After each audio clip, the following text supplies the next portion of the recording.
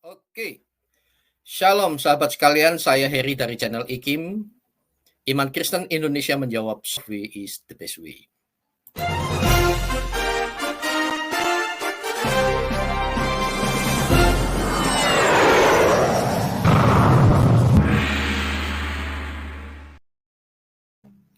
Saudara, betapa luar biasanya ketika kita menjadi seorang pemenang, mendapatkan juara.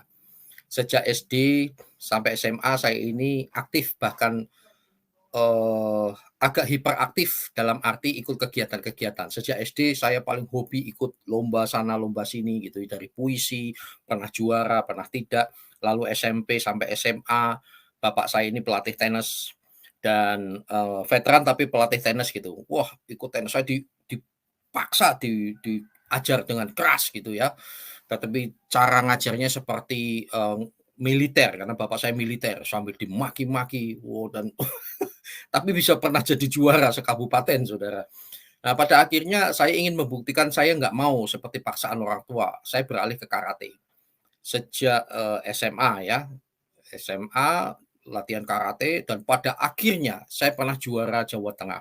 Pada akhirnya sempat TC untuk persiapan, tingkat nasional, sekalipun gagal tetapi itu menjadi kebanggaan saya, bertahun-tahun itu cerita tentang pernah jadi, juara begitu ya. Eee, Ketika saya mendapatkan medali, saya senang, tapi yang lebih senang lagi adalah orang tua saya. Jadi orang tua saya itu lebih dari pemenang, karena menikmati kemenangan saya.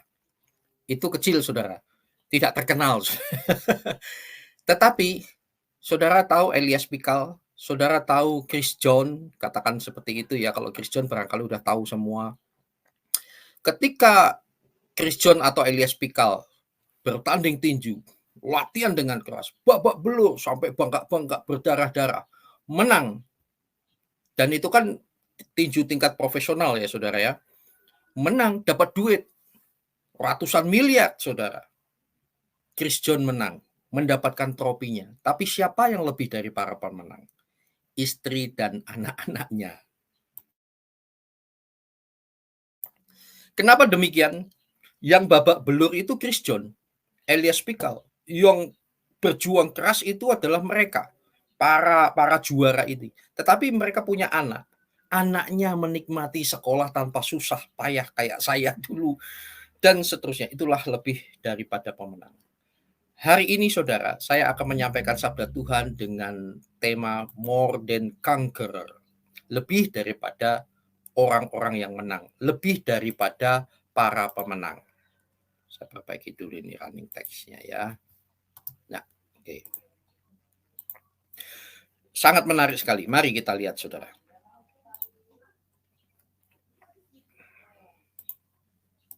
Bentar ya, semoga. Oke, muncul di. Nah, ini dia keren nih. Lebih daripada pemenang. Nats ayatnya Saudara, pokok bahasan kita utamanya di Roma 8 ayat 37. Dari semuanya ini kita lebih daripada para pemenang, Saudara, orang-orang yang menang. Pengertian dari more than conquerors tadi ya seperti itu tadi, Pak, Bu, yang saya ilustrasikan tadi. Menarik ya, Saudara, lebih daripada pemenang. Nah, dan si pemenang ini karena sangat mencintai keluarganya, maka hasil jerih lelahnya, babak belurnya dia, hadiah yang didapatkannya itu diberikan untuk anak-anaknya. Jadi mereka menang bukan semata-mata untuk dirinya, tapi betapa bahagianya istri, anaknya, Cristiano Ronaldo, Messi dan lain sebagainya. Dan anak-anaknya semua cukup mendoakannya, terutama anak-anaknya cukup taat kepada orang tuanya. Maka kemenangan dari orang tuanya itu semua diberikan untuk kita. Karena itu adalah bapak yang baik. Menarik ya Saudara. Itulah kita orang-orang yang lebih dari pemenang. Kita sebagai orang-orang yang ditebus oleh Tuhan. Yang harus disalibkan itu kita. Nah ini kan hari-hari Paskah ya Saudara. Nah, kalau di daerah Sulawesi Utara tuh ada Paskah pertama, Paskah kedua, Paskah ketiga. Bukan Yesus disalib 1 kali, 2 kali, 3 kali, enggak. Mereka merayakan tuh enggak puas kalau cuma hari Minggu, Saudara. Hari Senin ada pawai, ada wah ribuan, puluhan ribu, Saudara. Anak muda kumpul seperti itu. Mereka merasakan kemenangannya. Yang babak belur Yesus, yang disalibkan Yesus. Tapi keselamatan untuk kita, Saudara. Nah, saat ini yang harus kita lakukan apa? Cukup percaya saja, percayalah kepadaku. Marilah kepadaku, cuma itu. Lalu taati. Sebab dia begitu sayangnya kepada kita. So itu hubungan hubungan kekristenan itu bukan hubungan antara umat yang pokoknya percaya saja, beriman saja, lalu tidak jelas Tuhannya. Bahkan bagi saya aneh, saya tidak percaya kepada Tuhan yang kalau Tuhan kami tidak boleh dipahami. Wah, saya nggak mau percaya. Kalau Tuhan kami harus percaya itu harus berdasarkan pemahaman. Alkitab itu bukan sekedar untuk dihafal. So itu nggak penting. Kita dihina-hina itu tertawa saja. Coba tunjukkan mana yang penghafal Alkitab. Ada nggak yang hafal Alkitab? Bukan itu esensinya. Negara kita itu tidak akan maju dengan adanya penghafal kitab suci. Tetapi orang yang melakukan, mengimplementasikan kehidupan ayat-ayat kitab suci itu dalam kehidupan nyata. Yaitu ayat-ayat yang betul-betul membawa damai bagi bumi ini. Kalau hafal tapi nggak ngerti bagaimana, itu beda. Di kekristenan tuh ngerti dulu baru percaya. Bukan percaya lalu mengertinya adalah framing akhirnya menjadi Tuhan imajinasi. Kita tidak. So itu kita menjadi orang yang lebih daripada pemenang. Mengerti Tuhan yang datang menunjukkan diri, ini aku. Ikutlah aku, padaku banyak tempat. Aku pergi untuk menyediakan tempat bagimu. Hadir. Ngerti bahasa manusia. Ngerti penderitaan manusia. Setuju Bapak Ibu ya? Luar biasa. Nah, dan dia begitu sayangnya. Memang sisi lain, jadi Tuhan kita, Yesus itu bukan kontradiksi, bukan. Tetapi paradok. Paradok itu bukan kontroversi, bukan. Tetapi satu sisi sekeping mata uang, seperti saya nggak bawa uang nih. Katakanlah ini mata uang ya, Saudara. Ya, ini mata uang. Kalau di sini 100, di kanan 100, di kiri juga 100. Sisi lain dia seperti Bapa sayang anaknya. Tetapi sisi lain dia juga tegas terhadap sesuatu yang tidak benar. Kalau tidak taat, Bapak yang baik itu dia akan mendisiplin anaknya juga. Dia juga akan pukul anaknya. Ada suatu hari seorang profesional seorang dokter yang akhirnya dia hampir jadi ateis ketemu saya dan dia komplain, kenapa kalau Tuhan mengasihi, kenapa orang tua saya gagal? Kenapa ngalami ini dan itu? Kenapa kok terjadi peperangan? Kenapa kok ada ini dan lain sebagainya? Saya katakan, kamu punya anak? Punya. Kalau anakmu kamu kasih tahu 2, 3 kali sampai 10 kali nggak dengar, apa yang kamu lakukan? Wah, saya jewer. Seperti itu Bapak kita. Kamu jewer apakah kamu karena mau membunuh dia? Oh tidak, supaya dia nggak melakukan. Sama seperti itu. Baru dia ngerti. Orang-orang profesional gitu dikasih ayat-ayat nggak ngerti, Saudara.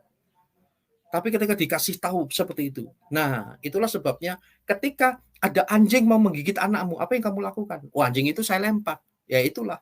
Kamu bisa ngusir anjing. Kamu menang terhadap anjing itu, tetapi yang lebih daripada pemenang adalah anakmu. Dan itulah Bapa kita. Luar biasa, Saudara ya. Nah, Mazmur 103 ayat 13. Seperti Bapa sayang anaknya, demikianlah ia mengasihiku. Masa depan. Saya lupa.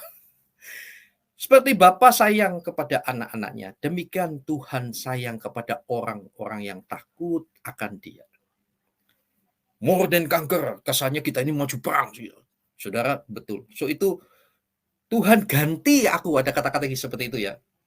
Tembok Yeriko hancur. Yosua dan pasukannya menang. Tetapi sebetulnya lebih daripada pemenang. Dia hanya taat saja. Takut kepada Tuhan itu, hormat kepada Tuhan. Menghargai Tuhan, mentaati Tuhan. Yosua dikatakan, kamu kelilingi 7 kali. 7 kali. Sekian kali. Terakhir, kamu tiup sangkakala, shofar itu, lalu kamu bersorak-sorai, semua bersorak-sorai, haleluya, terpujilah Tuhan. Sorak-sorai di dalam keliling itu. Temboknya roboh sendiri, Saudara. Luar biasa ya. Ada yang mengatakan itu karena sorak-sorainya yang keras. Oh, enggak lah, itu temboknya kokoh, Saudara. Kereta bisa lewat di atasnya. Kokoh sekali, Saudara. Bayangkan tembok Cina, masa mau teriak-teriak roboh? Enggak, ada karya Tuhan. Yosua menang, tetapi sebenarnya lebih daripada menang, yang robohkan itu Tuhan. Dan itu karena sayang kepada anaknya. Yosua bisa menang begitu kenapa, Saudara? Apa hubungannya antara more than conqueror dan Tuhan yang seperti Bapa? Itu tadi, Tuhan akan melakukan karya-karya dan melakukan kasihnya sebagai Bapa supaya kita lebih daripada pemenang. Ada banyak hal yang kita tidak sanggup, hanya Tuhan yang sanggup. Ya yang nggak sanggup ini bisa kita terima. Itu kita lebih daripada penerima-penerima berkat. Yang lain ngos-ngosan, Saudara. Kita nggak perlu takut akan Tuhan. Jadi Yosua itu percaya kepada Tuhan, dia melakukan tanpa tanya-tanya. Kamu kelilingi aja. So itu, Saudara, pentingnya intimacy with God. Dekat dengan Tuhan, ngerti. Saudara boleh memiliki planning-planning, tetapi Tuhan mengatakan rancanganku bukanlah rancanganmu. Jalanku bukanlah jalanmu. Kita perlu punya planning, tetapi jangan lupa, biarlah kehendakmu yang jadi. Saya ngalami betapa kasih Tuhan, bagaikan Bapa yang sayang anaknya, Saudara. Saya bicara begini, terharu, Saudara, serius. Kenapa? Saya dihina-hina, ngalami, Saudara, dalam pelayanan pribadi ataupun dalam penggembalaan saya dihina. Mana mungkin jemaat kecil ini bisa membeli lokasi ini? Mana mungkin? Saya kan lagi bergumul sebidang tanah, Saudara. Bergumul, Saudara, dihina, bahkan ditinggalkan, dihina. Beberapa jemaat lapor, waduh, dikatakan mana mungkin? Ya nggak mungkin. Tetapi Saudara, ketika di titik nadir itu, kami berdoa, kami sharing intern, Saudara. Tiba-tiba mujizat terjadi. Tiba-tiba itu sekarang, Saudara, hanya tinggal nunggu penyelesaian pemisahan sertifikat. Betapa indahnya di dalam Tuhan. Mau lihat saldo kami, aduh, banyak orang mengira saya ini bagus edu, dikira saya ini guyon. Tetapi Saudara, seperti Bapa sayang anaknya, Tuhan tuh ngerti kita. Ada bagian yang harus kita kerjakan yang bukan, yang tidak sanggup. Udah serahkan sama Tuhan. Ketika hal itu Tuhan lakukan, itulah kita more than conquerors. Lebih daripada orang-orang menang. Jadi seperti Bapa sayang kepada anak-anaknya, demikian Tuhan sayang kepada orang yang takut akan Tuhan. Ada sebuah video yang sangat menarik dari Thailand, sangat menyentuh hati. Mari kita tonton. Di suatu pagi yang cerah.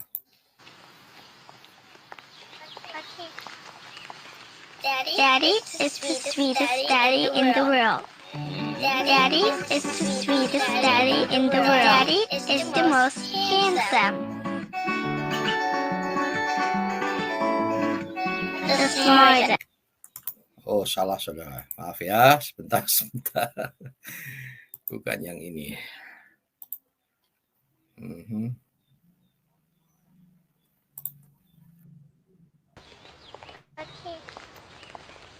Daddy is the sweetest daddy in the world. Daddy is the sweetest daddy in the world. Daddy is the most handsome. The smartest. Oh, saya salah ngambil. Sorry. Sebentar ya. Saya salah kutik.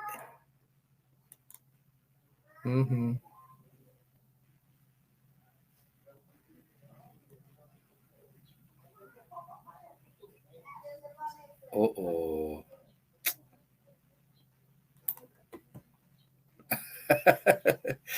Salah ambil. Oke deh.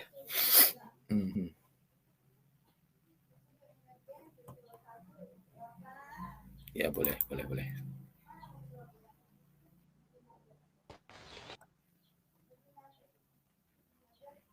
Mungkin pernah nonton ini ya. Menarik sekali ini. Tunggu, sabar. Saya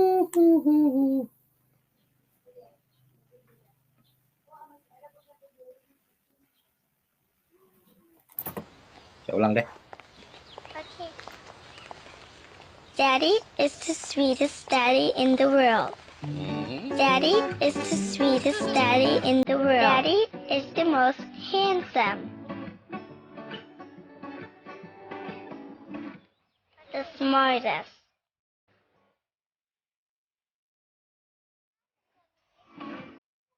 The most clever.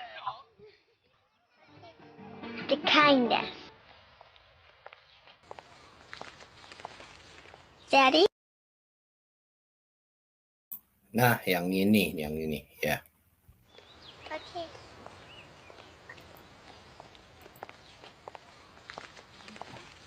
Daddy is the sweetest daddy in the world. Daddy is the most handsome. The smartest.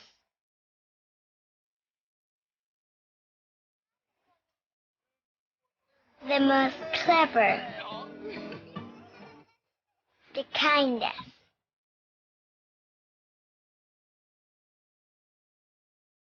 He is my Superman. Daddy wants me to do well at school.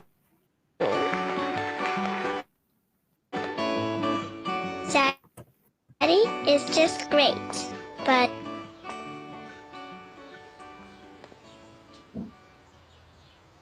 he lies.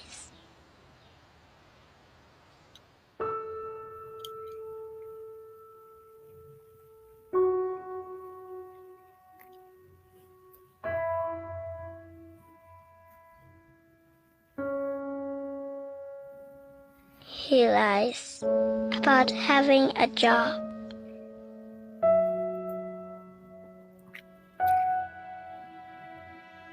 He lies about having money.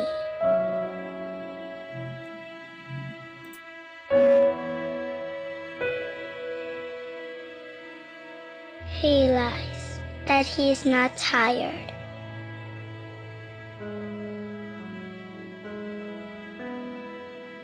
He lies that he is not hungry. He lies that we have everything.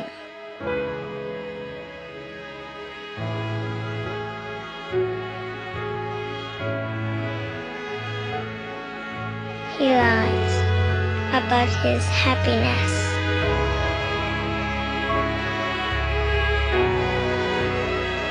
He lies because of me.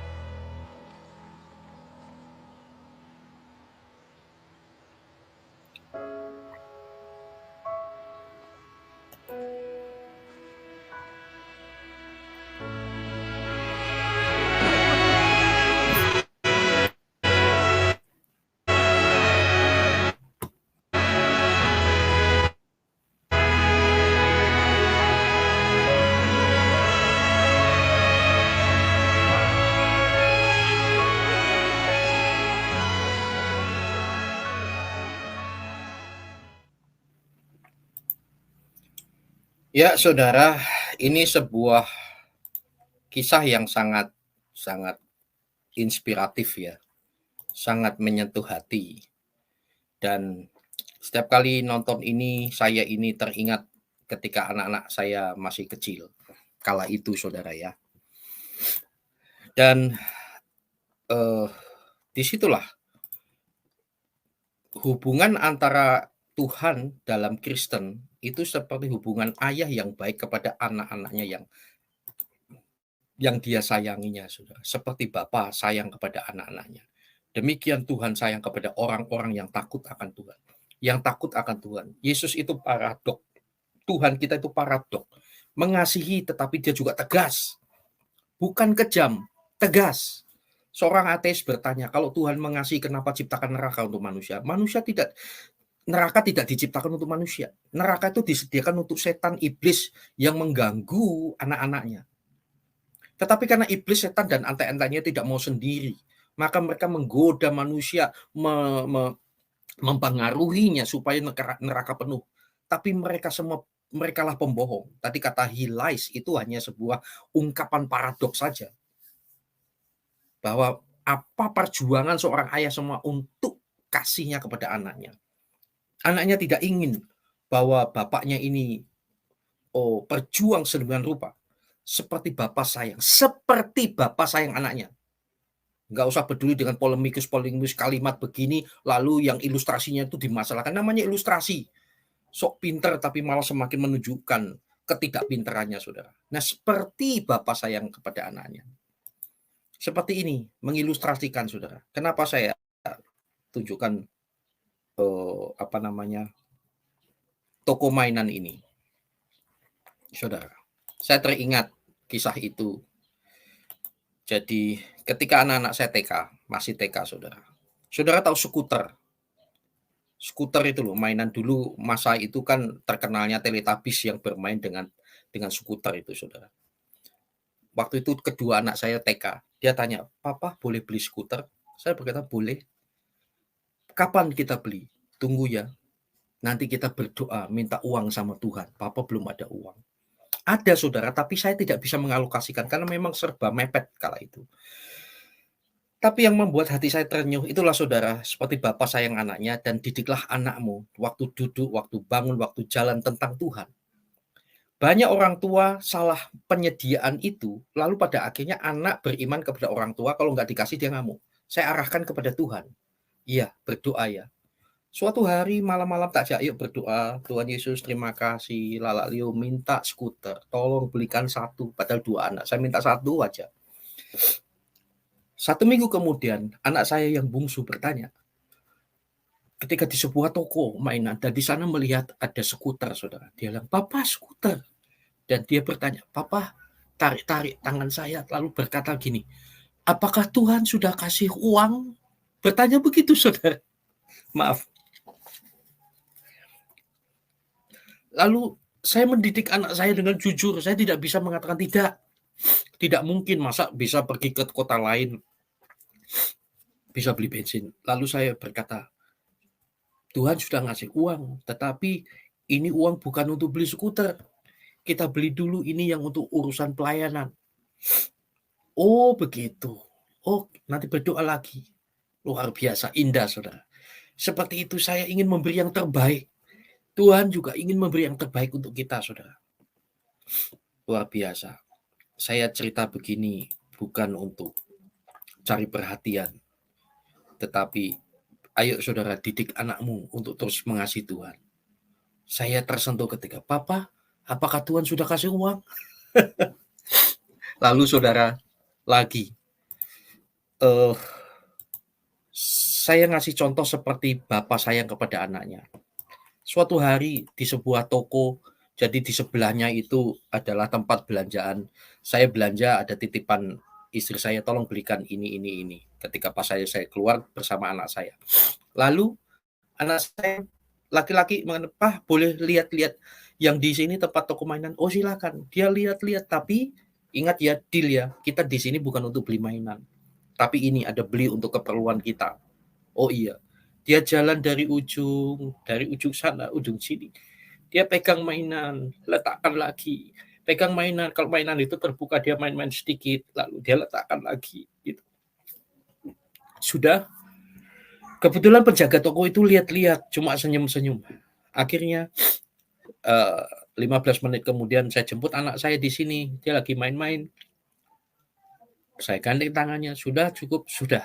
Lalu kami pergi, saudara. Kenapa saya kok menangis? Hati saya sakit kala itu. Karena apa? Saya harus mendidik anak saya dengan benar. Saya mengatakan, "Nak, kita kesini bukan untuk beli ini. Kita deal bahwa untuk beli yang lain." Jujur, saudara, kala itu untuk beli harga 30.000 aja tidak bisa, saudara saya. Tetapi saya mendidik anak saya karena sayang untuk mengasihi Tuhan. Minta sama Tuhan supaya Tuhan memberkati papa, nanti bisa beli. Saudara, luar biasa. Seperti Bapak sayang kepada anaknya. Demikianlah Tuhan mengasihi orang yang takut akan Dia. Ayo takut akan Dia. Apa yang terjadi, saudara? 3 bulan kemudian ada mujizat, saya mendapatkan berkat. Akhirnya puji Tuhan, saya ajarkan anak saya sudah hampir lupa. Tuhan sudah memberi uang kepada papa. Ayo kita beli skuter. Cuma beli 1, saudara. Mereka udah senang main bergantian. Nah, papanya yang dalam pelayanannya babak belur dan seterusnya, saya tutup mulut saya untuk tidak ngemis-ngemis, saudara. Tuhan memberikannya. Dan apa yang diberikan, saudara? Ada banyak keperluan saya, tetapi seperti Bapak sayang anaknya. Demikianlah ia mengasihi orang yang takut akan Tuhan. Anak-anak yang manis seperti ini, saudara, yang nggak rewel-rewel, mengetahui itu kira-kira gimana, saudara? Pasti Bapak yang baik akan mengesampingkan kepentingannya. Dia berikan ke anak-anaknya. Seperti Bapak sayang anaknya. Mereka lebih daripada pemenang. Nggak perlu kerja keras, banting tulang, jualan ini dan itu mereka. Mereka cukup taat kepada orang tuanya. Lalu pada saat yang tepat, dia berikan yang terbaik. Saudara, karena itu Yohanes 3 ayat 16. Karena begitu besar kasih Allah akan dunia ini, sehingga ia telah mengaruniakan anaknya yang tunggal, supaya setiap orang yang percaya kepadanya tidak binasa, melainkan beroleh hidup yang kekal. Sebelum saya bacakan ini, saya teruskan, saudara. Saudara, kisah ini adalah kisah sekian belas tahun yang lalu. Kedua anak saya sekarang udah kuliah. Dan dua-duanya diberkati Tuhan. Yang satu kuliah di universitas bergengsi bidang musik performance, dan satu sekolah STT, saudara. Dua-duanya mendapatkan beasiswa, terutama yang universitas bergengsi ini yang musik performance di situ. Mahal, saudara. Tetapi ini memecahkan sejarah di daerah di provinsi kami, yang satu-satunya yang tembus bisa mendapatkan beasiswa platinum. Itu berat sekali, saudara. Tetapi itu anugerah Tuhan, dua-duanya dibeasiswain. Wah, luar biasa. Itu kisah masa lalu, saudara ya. Jadi saya teringat itu, jadi terharu lagi kala itu. Berat, saudara. Sampai membelikan skuter, belikan mainan tidak bisa. Tapi saya ajar anak saya, minta sama Tuhan. Nah, lanjut, saudara. Yohanes 3 ayat 16. Karena begitu besar kasih Allah akan dunia ini, sehingga ia telah mengaruniakan anaknya yang tunggal, supaya setiap orang yang percaya kepadanya tidak binasa, melainkan beroleh hidup yang kekal. Saya ingin meneguhkan saudara sekalian, setelah Paskah ini, Tuhan yang dihina-hina dari dulu, zaman dia ada, sampai sekarang dihina-hina oleh intoleran, oleh kaum-kaum penista, hater. Nggak usah tersinggung. Dulu saya rasanya kesel-kesel, saudara, di live chat itu, kemudian di komen-komen YouTube saya sendiri. Waduh, ada yang sengaja sekali kirim itu 10 tulisan yang panjang-panjang mau menjelaskan. Saya lihat muter. Nggak ngerti kasih Tuhan. Paling ributnya mengaruniakan anak. Tuhan kok punya anak? Dijelasin kayak apapun nggak ngerti, saudara. Karena mereka tidak dipenuhi Roh Kudus. Betapa indahnya engkau terima Yesus. Yesus kok mati celana kolor, bahkan di dalam kolor itu disebutkan. Karena otak mereka mesum, saudara. Surganya aja mesum. Makanya lihat Yesus disalib, dia ngelihat celana kolornya, bukan pengorbanannya. Kalau kita melihat penderitaan Yesus, saudara, kita meneteskan air mata, karena itulah harusnya kita. Tapi mereka mengolok-ngoloknya. Dari dulu juga begitu, saudara. Jangan kaget. Lalu ketika dia lahir melalui perawan Maria, bukan melihat mukjizatnya Tuhan bisa nongol jadi manusia, tapi lihat selangkangannya. Maklumi, saudara. Karena surganya ya begitu, isinya selangkangan. Intoleran itu. Nggak masalah. Saudara nggak usah tersinggung. Loh, saya ngomong begitu fakta, saudara. Bukan penistaan. Ya, cek saja. Tetapi, saudara, setiap orang kepadanya tidak binasa. Saya sudah jelas soal anaknya yang tunggal, apa saya nggak perlu jelaskan di sini karena topik saya tidak fokus di situ. Banyak kok cari kristuber yang sehat itu loh. Apa maksudnya Allah Bapa, Putra dan Roh Kudus? Mereka tertawa-tawa. Kalau kita bahkan mbok-mbok, mbak-mbah, oma-opa di kampung-kampung itu ketika berkata Entah pakai gaya Koptik, Katolik, atau karismatis Pentakosta, demi nama Bapa, Putra, dan Roh Kudus. Amin. Dalam nama Bapa, Putra, dan Roh Kudus. Mereka tidak ada kebingungan teologis. Mereka tidak berpikir, oh Tuhan 3 ya, Tuhan Bapa, Tuhan Anak, Roh Kudus. Tidak. Mereka tidak ada kebingungan. Kenapa? Ada Roh Kudus yang meneranginya. Yang nggak paham-paham, lalu menghina-hina. Mereka bukan Roh Kudus, roh kuda. Nendang sana, nendang sini. Bahkan bukan roh kuda, keledai, saudara. Lakunya seperti keledai liar, kan sudah dinubuatkan, saudara, keturunan mereka seperti apa. Memukul saudara-saudaranya sendiri dan seterusnya, dianggap kebenaran. Saudara, karena begitu besar kasih Allah akan dunia ini, sehingga ia telah mengaruniakan anaknya yang tunggal, yaitu dirinya sendiri turut menggantikan kita. Udah banyak. Dulu kan kita harus berkorban ini, sekarang nggak perlu. Oleh korban satu kali, menyempurnakan semuanya. Sekarang cukup taat, percaya kepadanya. Lakukan apa yang Tuhan kehendaki. Saya lanjut, saudara. Kembali lagi sebuah ilustrasi yang sangat menarik. หนูอยากได้พ่อที่ดีกว่านี้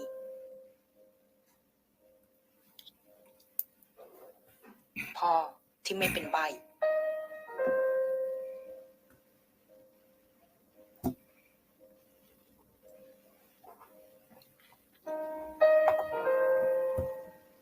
พ่อที่เหมือนคนอื่น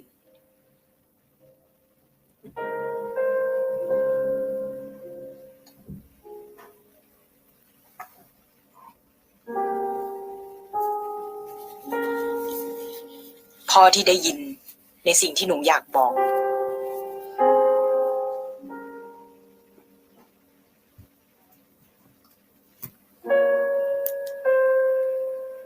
พ่อที่พูดได้ แล้วก็เข้าใจหนูได้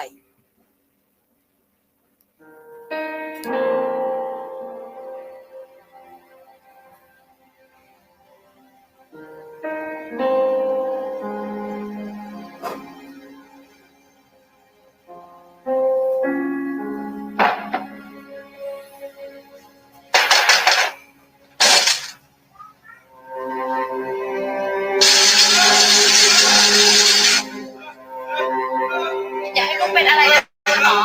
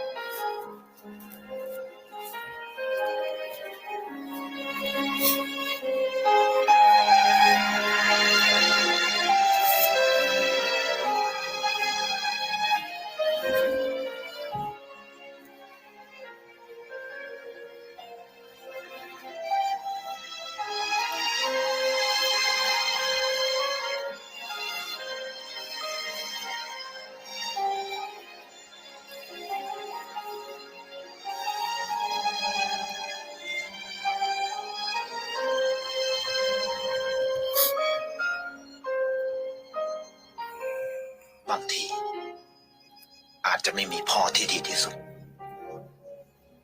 แต่มีพ่อที่รักคุณมากที่สุด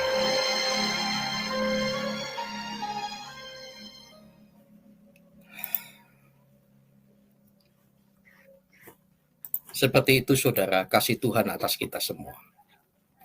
Seperti Bapa sayang anaknya, demikianlah ia mengasihi orang-orang yang takut akan dia. Seperti itulah Tuhan kita, yang dihina-hina selama ini. Dia mati ganti kita. Tetapi dia bukan sekedar seperti video ilustrasi tadi. Dia bangkit kembali dari antara orang mati. Dan dia memberikan rohnya yang menyertai saudara dan saya selama-lamanya. Banyak yang nggak paham. Dia hanya berhenti, hanya sampai Tuhan mati. Kita dihina-hina. Betapa baiknya Tuhan. Anda nonton video ini, kalau sudah merasa ibu betul, saudara. Berbesmili orang Jawa bilang. Anda melihat video tadi, ilustrasi, dan kisah saya tadi, saudara. Pasti saudara seperti saya hatinya. Hanya orang bebal, saja yang nggak bisa melihat kasih Tuhan seperti itu. Dia lebih daripada semuanya itu. Sedangkan Bapa duniawi yang seperti itu membuat kita ini tersentuh kok. Tapi maklumi, itulah sebabnya Tuhan berkata, ampunilah mereka karena mereka tidak tahu apa yang mereka lakukan. Penghina-penghina itu. Ampuni, saudara. Jelaskan secukupnya apa yang bisa dijelaskan. Itulah sebabnya kita ini menjadi orang-orang yang lebih daripada pemenang. Kita lanjutkan, saudara. Bagian terakhir. Karenanya, Bapak Ibu, Tuhan berkata hari ini, Yohanes 14, jangan gelisah hatimu. Yohanes 14. Janganlah gelisah hatimu, percayalah kepada Allah, percayalah juga kepadaku. Ini kesatuan, saudara ya. Kalau orang ada Roh Kudus, tidak ada kebingungan teologis. Seperti saya katakan tadi, mbah-mbah, mbok-mbok, omak-opak, nenek-tetek di kampung-kampung. Percayalah kepada Allah, percayalah kepadaku. Dia nggak ada kebingungan, dia nggak ngeliat dua. Karena ada Roh Kudus yang menjelaskan. So itu dipenuhi Roh Kudus. Kalau mau mempelajari Yesus, tidak dengan debat, tidak dengan adu argumentasi. Silakan you masuk ke kamar masing-masing, sembahyang tahajud dengan caramu masing-masing. Tunjukkan kalau Yesus Tuhan. Dia hidup, dia ada. Kalau masih nggak ngerti, karena engkau terlalu banyak ini, akhirnya engkau mengutak-atik gatuk.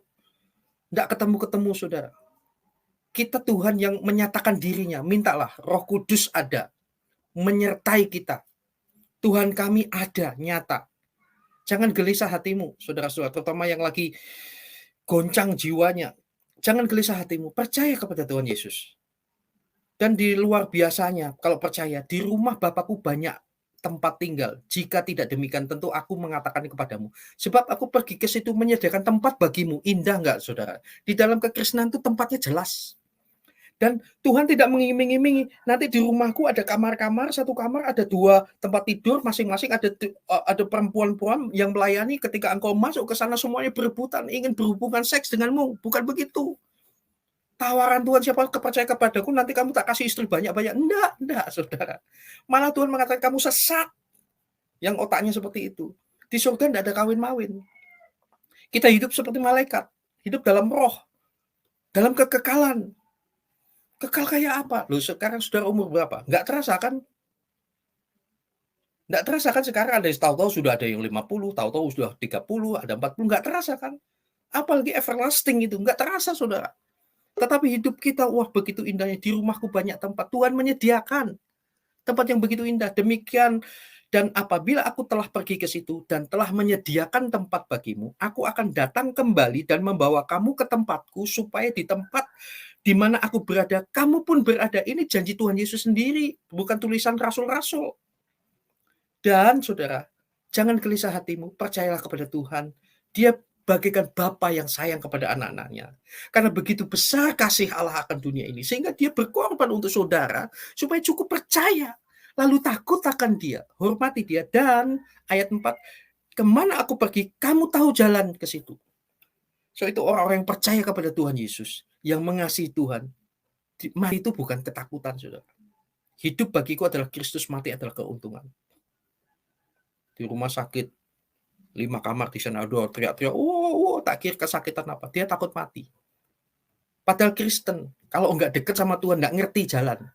Apalagi di luar Kristen, saudara. Orang yang percaya Tuhan, kalau kamu mati sekarang, aku ketemu Tuhan Yesus. So itu saya tidak takut dengan kematian. Ketika mau jadi saksi, saya juga ragu-ragu manusiawi saya. 3 kali saya hampir batalkan. Tapi pada akhirnya saya ingat perkataan saya. Ketika saya seringkali di bawah ancaman sebelum-sebelumnya, sudah di Kalimantan, disantet, dan lain sebagainya. Kadang-kadang saya takut, tapi saya berkata begini. Dan saya memotivasi orang-orang yang sudah sekarat. Saya mengatakan, saya berdoa, kalau kamu hidup, jadi gini, saudara-saudara yang rasanya mau mati.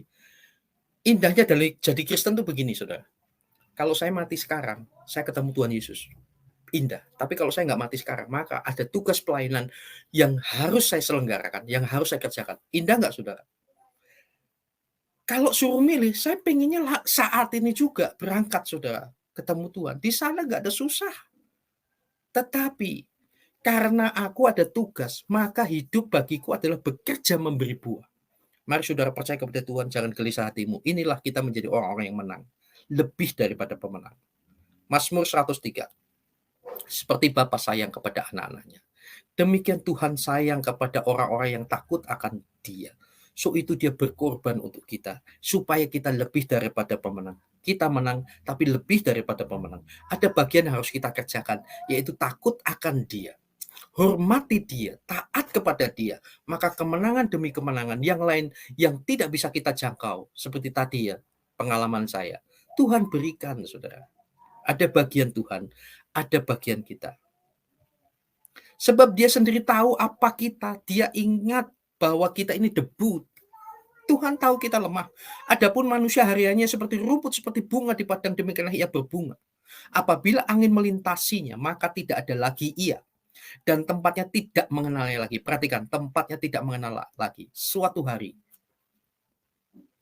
banyak yang tidak mengenal siapa Harry Christian. Suatu hari orang sudah melupakan Harry Christian. Suatu hari orang melupakan Uti Watimena, Josh Gunawan, Raymond Mantik, atau siapapun juga Asan Tandri, dan juga pendeta-pendeta terkenal suatu hari udah terkenal. Hanya sekedar kenangan suatu hari.